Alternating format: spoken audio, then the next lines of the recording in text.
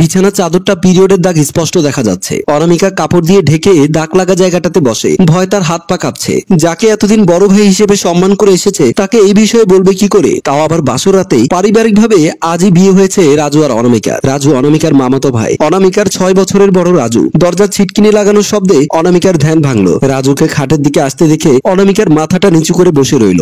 রাজু খাটের পাশে দাঁড়িয়ে বলল, তাড়াতাড়ি ফ্রেশ হয়ে ওযু করে আয়, 2 রাকাত নফল নামাজ পড়তে হবে। রাজুর কথাটা শুনে অনামিকার আত্মা যায় যায় অবস্থা। তাহলে কি তার রাজু ভাইয়া আজকেই তার পুরুষত্ব খাটাবে তার উপর? আর এই সময় তো আর নামাজ পড়া যাবে না। কথাটা রাজুকে কিভাবে বলবে ভেবে পাচ্ছে না অনামিকা। অনামিকা সাড়া না পেয়ে রাজু আবারও বলল, কি হলো, উঠছিস না কেন? নামাজ পড়ার ইচ্ছে নেই নাকি? তখনই অনামিকা কাপা গলায় বলল, আসলে ভাইয়া বিয়ের ঝামেলায় 2 দিন ঘুমাতে পারিনি, আর আমার অনেক ঘুম পাচ্ছে। রাজু বলল, তো নামাজ পড়ে ঘুমাবি। এই বলে অনামিকাকে জোর করে হাত ধরে টেনে নামাতে গিয়ে চাদরে লেগে থাকা দাগটা দেখতে পেল রাজু। অনামিকার তো লজ্জায় মরে যেতে ইচ্ছে করছে। অনামিকাকে লজ্জা পেতে দেখে রাজু একটা মুচকি হাসি দিয়ে বাইরে চলে গেল। কিছুক্ষণ পর রাজু প্যাড নিয়ে রুমে ঢুকে দেখতে পেল অনামিকা এক কোণে দাঁড়িয়ে আছে। রাজু অনামিকার কাছে গিয়ে অনামিকার হাতটা নিয়ে অনামিকাকে প্যাডটি দিয়ে বলল, এই বিষয়ে কেউ লজ্জা পায় গাধা? আমাকে বললেই তো পারতি, স্বামীর সাথে সব শেয়ার করতে হয়। অনামিকা কিছু না বলে প্যাডটি নিয়ে ওয়াশরুমের দিকে চলে যায়। রাজু খাটের পাশে বসে আছে। আর 5 মিনিট পর অনামিকা ফ্রেশ হয়ে আসে। অনামিকার পাশে এসে দাঁড়াতে রাজু বলল, আজকে 2 রাকাত নফল নামাজটা মিস হয়ে গেল, তবে চিন্তা করিস না, যেদিন বাসরটা করব সেদিনই পড়ে নেব। কথাটি শুনে অনামিকার গাল লজ্জায় লাল হয়ে গেল। সেটা দেখে রাজু মুচকি হেসে বলল, জানিস অনামিকা, লজ্জায় যখন তোর গাল দুটো লাল টুকটুকে হয় তখন তোর গাল দুটো খেয়ে ফেলতে ইচ্ছে করে। অনামিকা বলল, ভাইয়া আমার খুব ঘুম পাচ্ছে, আমি ঘুমাবো। রাজু একটু অভিমানী স্বরে বলল, পিচ্চিদের বিয়ে করলে এই এক সমস্যা, যখনই স্বামীর রোমান্টিক মুড আসে তখনই রোমান্টিকের 12টা বাজিয়ে দিয়ে পিচ্চি বোদের ঘুমটা চলে আসে। যা ঘুমিয়ে পড়। অনামিকার এইসব কথা শুনতে অস্বস্তি লাগছিল, তাই ঘুমের কথা বলে সে বিছানায় উঠে এক পাশ হয়ে ঘুমিয়ে যায়। অনামিকা বিছানায় পড়তেই ঘুমের রাজ্যে যায়। রাজু তার পাশে শুয়ে অনামিকার কপালে একটা চুমু দিয়ে ঘুমিয়ে যায়। সকালে যখন অনামিকার ঘুম ভাঙে তখনই সে একদম চমকে যায়। সে দেখতে পেল রাজু তাকে আষ্টে পৃষ্ঠে জড়িয়ে ধরে ঘুমাচ্ছে, একদম বাচ্চাদের মতো লাগছে। অনামিকার খুব ইচ্ছে হলো রাজুর কপালে কিস করতে, কিন্তু রাজু কি ভাববে, রাজু তো ঘুমিয়ে আছে, জানতে পারবে না, এই ভেবে কপালে একটা কিস করে অনামিকা। রাজু উঠে বসে, বলল, চুরি করে আদর করা ঠিক না, তুই জানিস না চুরি করা পাপ? অনামিকার তো রাগের মাথা ফেটে যাচ্ছে।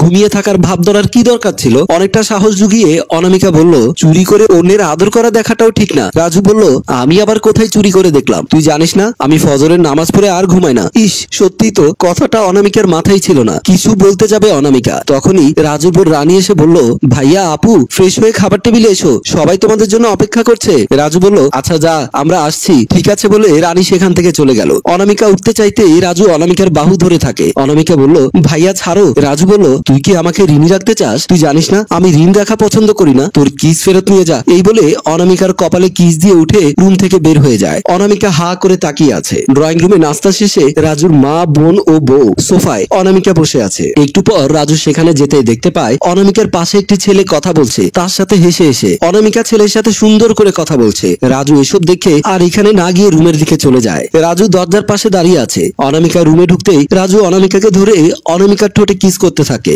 রাজুর কাছ থেকে ছাড়া পেয়ে অনামিকা জোরে জোরে শ্বাস নিতে লাগলো। তারপর রাজুকে বলল, আগের জন্মে কি রাক্ষস ছিলে? সকালে ব্রেকফাস্ট করনি যে আমার ঠোঁটটা খেতে হলো। রাজু একটা মিষ্টি হাসি দিয়ে বলল, বাহারের সাথে ওই ঠোঁট দিয়েই তো হেসে হেসে কথা বলছিলি, তাই এই শাস্তি দিলাম। আর কখনো যেন ওর সাথে কথা বলতে না দেখি। বাই দ্য ওয়ে, যাই বলিস তোর ঠোঁটের স্বাদটা কিন্তু দারুণ ছিল। অনামিকা রাজুর দিকে রাগান্বিত ভাবে তাকিয়ে বলল, ছি ভাইয়া, নিজের বোনের সাথে এমন করতে তোমার একটুও লজ্জা লাগলো না? অনামিকার কথা শুনে রাজু হাসবে নাকি কাঁদবে ভেবে পাচ্ছে না। নিজেকে স্বাভাবিক রেখে রাজু বলল, বউয়ের সাথে করতে তো আর লজ্জা লাগে না, আর আমি তোর স্বামী, এইসব করার অধিকার আছে আমার। আর এই সামান্য ব্যাপারটা তুই খারাপ ভাবে নিচ্ছিস কেন? অনামিকা বলল, তুমি আমার সাথে কথা বলবে না, তুমি খুব বাজে ভাইয়া। এই বলে রুম থেকে বেরিয়ে গেল অনামিকা। রাজু হাসতে থাকে। রাজু অফিস থেকে ফিরে রুমে ঢুকে অনামিকাকে ডাক দেয়, কিন্তু অনামিকার কোনো দেখা পেল না। সে বেলকুনিতে, ওয়াশরুমে সব জায়গায় দেখে রুম থেকে বের হয়ে গেল। মায়ের রুমের সামনে এসে রাজু তার মাকে ডাকতে লাগলো, মা, ও মা, একটু এদিকে আসো তো। মা রুম থেকে বের হয়ে বলল, কি রে বাবা, কি হয়েছে তোর? অফিস থেকে কখন এলি? এই তো মা, এখন এসেছি, কিন্তু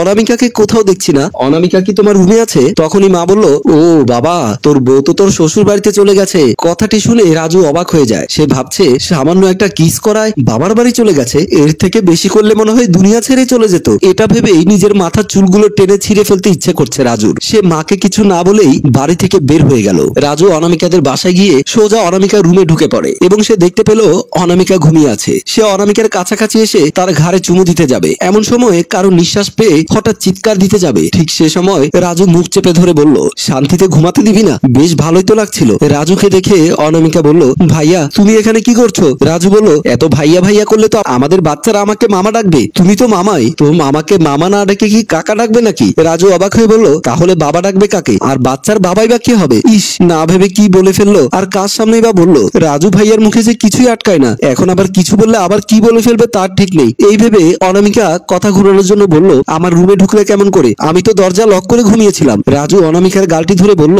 ফুপ্পির কাছ থেকে যে তোর রুমের চাবি আছে ভুলে গেলি নাকি? তুমি এখানে আসলে কেন? মামিকে তো বলে এসেছি আমি আর তোমার কাছে যাব না। যাবে না মানে? বিয়ের পর একটি মেয়েকে স্বামীর কাছেই থাকতে হয়। স্বামীর বাড়িটা হচ্ছে তার আসল বাড়ি। এখন আমাকে একটু জড়িয়ে ধরে ঘুমা, সকাল হলে আমি বাড়িতে চলে যাব। অনামিকা উঠতে চাইতে রাজু অনামিকাকে জড়িয়ে ধরে আর হালকা খুনসুটি ও ভালোবাসা দেখিয়ে আমাদের গল্প এখানেই শেষ হয়। সম্মানিত ভিউয়ার্স, আসলে সম্পর্ক যেটাই হোক, সেখানে বিশ্বাস আর ভালোবাসা থাকলে তাহলে সেটার গভীরতা বেশি বেড়ে যায়। ভালোবাসার মানুষটাকে সময় থাকতে আপন করে ফেলুন। বেঁচে থাকুক ভালোবাসা। গল্প ভাবনা পরিচালনায় হাসেম রাজু, প্রযোজনায় FA নয়ন চৌধুরী। ভালো লাগলে লাইক, কমেন্ট এবং শেয়ার করে সাথেই থাকুন। ধন্যবাদ।